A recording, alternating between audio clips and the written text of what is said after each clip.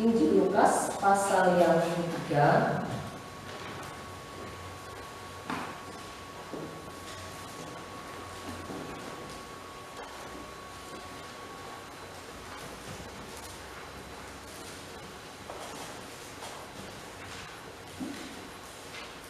Injil Lukas pasal yang ketiga, kita membaca ayat yang ketiga sampai ayat yang 10. Saya membaca ayat yang ketiga dan Bapak Ibu ayat yang keempat. Kita saling berbalas-balasan sampai ayat yang ke-10. Beginilah firman Tuhan. Maka datanglah Yohanes ke seluruh daerah Yudea dan menyerukan, bertobatlah dan berilah dirimu dibaptis dan Allah akan mengampuni dosamu.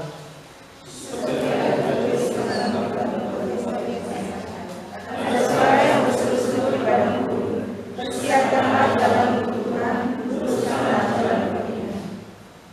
Setiap lembah akan ditimbun dan setiap gunung dan bukit akan menjadi rata.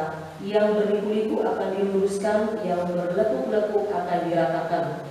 Dan semua orang akan melihat keselamatan yang dari Tuhan. Lalu ia berkata kepada orang banyak yang datang kepadanya untuk dibaptis, katanya, hai kamu keturunan ular budak, siapakah yang mengatakan kepada kamu supaya melarikan diri dari murka yang akan datang? Jadi sekarang aku yang sesuai dengan perbuatan, janganlah pikir dalam hatimu, apakah ada apa-apa ini? Aku berkata kepadamu, Allah akan memberikan anak-anak kami kapak sudah tersedia pada akar pohon, dan setiap pohon yang tidak menghasilkan buah yang baik akan ditebang dan dibuang ke dalam api.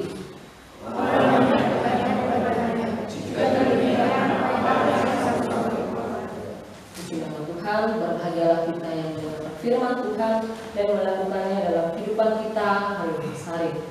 Minggu ini adalah merupakan Advent ketiga, ya, bagaimana sesuatu hal yang terjadi sebelum atau menjelang kelahiran Tuhan Yesus. Itu diawali sebuah keluarga yang bernama Zakaria dan Elizabeth, ya, di mana mereka yang dari usia pernikahan yang muda sampai lanjut usia masih belum dikaruniakan anak, ya, padahal mereka hidup dalam kebenaran, mereka hidup dalam kesetiaan.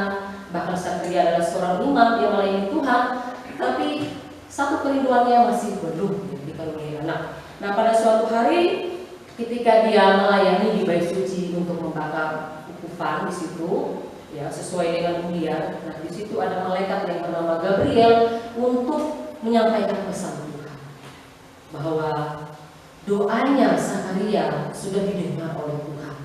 Nah, yang disebut Yohanes inilah yang Tuhan persiapkan sebenarnya untuk mempersiapkan jalan kelahiran Tuhan Yesus.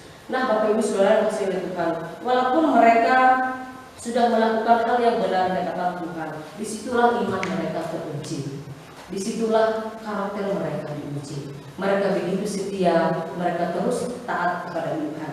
Nah, Bapak Ibu Saudara yang kasih oleh Tuhan, ayat yang telah kita bacakan tadi di sini kita melihat sudah ketika besar Yohanes, ketika dia sudah menjadi dewasa, disitulah waktunya dia berseru, waktunya dia memberitakan firman Tuhan, dia menyampaikan firman Tuhan seperti di ayat yang ketiga itu.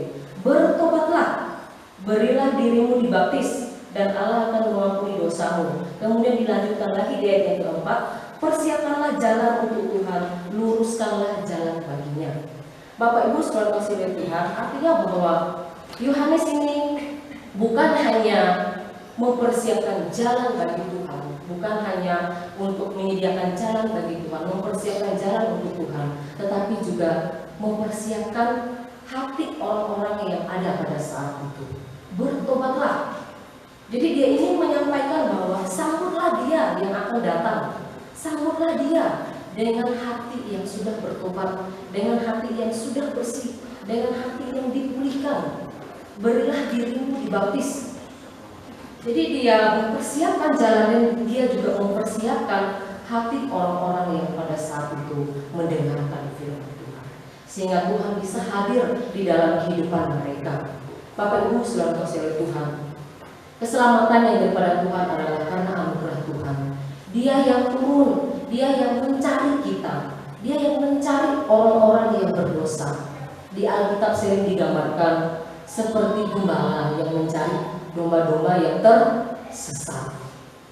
Dia mencari orang berdosa. Orang berdosa ini harus menerimanya, menyambutnya, karena Dia adalah Raja Damai, Dia adalah Sang Juru Selamat, Dia adalah berkuasa, penguasa alam semesta.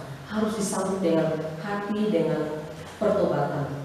Nah, mari kita melihat di ayat yang ke-6 dan ayat yang ke-7. Dan semua orang yang akan melihat keselamatan yang daripada Tuhan. Ayat ke-7. Lalu ia berkata kepada orang banyak yang datang kepadanya untuk dibaptis, katanya, "Hai kamu keturunan ular beludak, siapakah yang mengatakan kepada kamu supaya melarikan diri dari murka yang akan datang?" Nah, artinya bahwa ketika kita hidup dalam pertobatan, semua orang akan melihat keselamatan yang daripada Tuhan. Waktu itu ketika Dia mengatakan, "Hai kamu keturunan ular beludak," itu kata kalimat itu sebenarnya ditujukan kepada ahli Taurat. Ahli Taurat ini kan Alkitab mencatat orang yang jahat, orang yang munafik. Mereka mengajarkan hal yang benar, tetapi mereka tidak mau hidup dalam kebenaran. Jadi disebut ular beludak itu adalah orang yang jahat. Yohanes menegur mereka, seolah-olah Yohanes benar-benar tahu kesalahan mereka. Karena Yohanes pada saat itu benar-benar diurapi dan dipenuhi oleh Roh Kudus. Kemudian di ayat yang ke-8 di sini berbicara tentang pertobatan. Saya akan membacakan.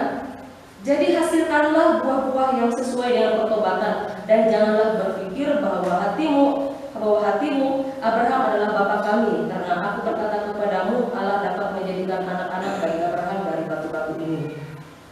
Pertobatan yang menghasilkan buah, ya, atau buah yang dihasilkan dari pertobatan yang sejati, atau disebut dalam istilah Yunani-nya itu metanoia, 180 derajat berbalik, ya, berbalik kepada Tuhan, daripada kehidupan yang lama berbalik kepada Tuhan. Ada perubahan hati dan pikiran. Disitulah hidup kita benar-benar berbaharui. Disitulah Tuhan benar-benar hadir dalam hidup kita, sehingga hidup kita benar-benar menjadi berkat. Semua orang akan melihat keselamatan yang daripada Tuhan. Inilah yang diinginkan oleh Tuhan melalui Yohanes. Dia menyampaikan firman-Nya. Kemudian juga diingatkan seperti di ayat yang ke-9 itu, ketika kalian tidak bertobat, Dia berkata, kalian akan kena murka. Di sini digambarkan seperti kapak, ya, di ayat yang ke-9 itu. Kapak sudah tersedia pada akar pohon, dan setiap orang yang tidak menghasilkan buah yang baik akan ditebang dan dibuang ke dalam api. Ya, digambarkan seperti kapak yang tersedia pada akar pohon. Artinya, jika tidak bertobat, maka kalian akan kena murka Allah. Ya. Pohon yang tidak menghasilkan buah akan ditebang, akan dibakar ke dalam api. Ya, di sini ditujukan dalam kebinasaan yang kekal, atau disebut neraka bila tidak bertobat. Jadi Yohanes pembaptis waktu itu dia ingin kita harus memiliki yang namanya pertobatan seperti orang-orang pada waktu itu. Nah, kemudian di ayat yang ke-10 dan ayat yang selanjutnya itu ada orang yang mendengarkan seperti orang yang kaya raya. Mereka berkata, apa yang harus kami perbuat? Waktu itu ada orang yang kaya raya, ada juga yang pemungut cukai, ada juga prajurit-prajurit. Mereka berkata bahwa apa yang saya perbuat? Bila kamu kaya, kamu yang punya lebih, berilah kepada yang tidak punya, berilah kepada yang tidak mampu. Kemudian pemungut cukai juga bertanya, apa yang saya perbuat? Jangan mengambil lebih daripada yang ditentukan. Kemudian selanjutnya lagi prajurit-prajurit itu bertanya, ya, seperti di ayat yang ke-12 dan ke-13 itu, apa yang harus kamu perbuat? Jangan memeras, jangan mengambil hak orang yang sudah menjadi ketentuan. Cukuplah dirimu dengan gajimu.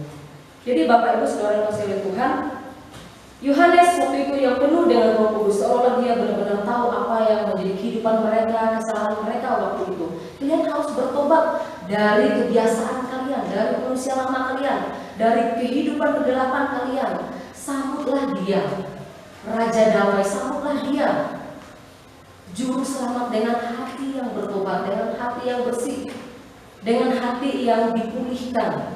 Disitulah Tuhan berkarya, disitulah Tuhan hadir di dalam kehidupan kalian. Nah, Bapak Ibu Saudara yang bersedia Tuhan, apa yang menjadi suatu pelajaran dalam kehidupan kita pada saat ini? Sudahkah kita memiliki yang namanya pertobatan yang sejati? Pertobatan yang sejati menghasilkan buah. Karena disitulah Tuhan hadir dalam kehidupan kita. Kita harus menyambut Dia yang adalah Raja Damai. Dia adalah Juru Selamat. Dia adalah pemilik hidup kita. Dia bertahta di dalam kehidupan kita. Sudahkah kita memiliki hidup yang namanya pertobatan yang sejati, sehingga kita menghasilkan buah, sehingga kehidupan kita memuliakan nama Tuhan. Itu yang menjadi perenungan kita pada saat ini. Biarlah firman Tuhan terus-menerus menerangi kehidupan kita untuk hidup dalam pertobatan. Mari kita berdoa. Bapa di surga,